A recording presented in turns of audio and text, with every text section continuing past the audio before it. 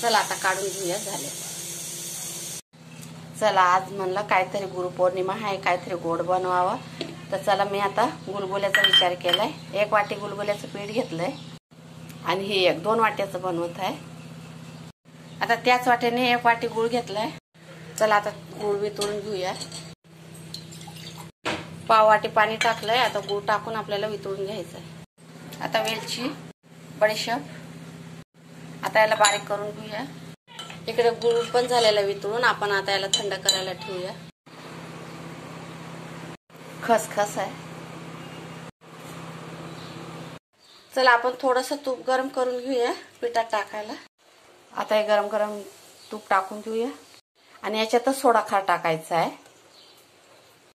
गरम तुपामध्ये सोडा खार टाकला का छान फुगतं. चला आता मिक्स करून घेऊया. मिक्स करून घेतलंय. आता चिमूटभर मीठ टाकूया.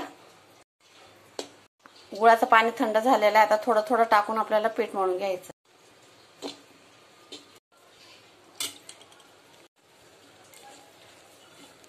आता थोडं थोडं पाणी टाकून आपल्याला मळून घ्यायचंय.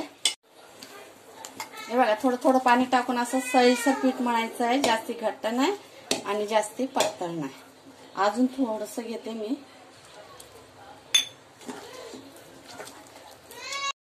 चला बघा छान मळून झालेलं पीठ. आता पाण्याचा हात लावून आणि आपण बनवायला घेऊया.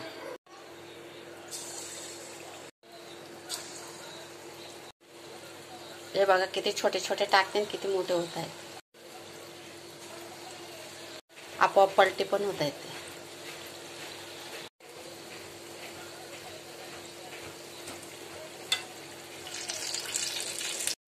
चला आता काढून घेऊया. झाले. चला आता पुन्हा दाखवते बघा.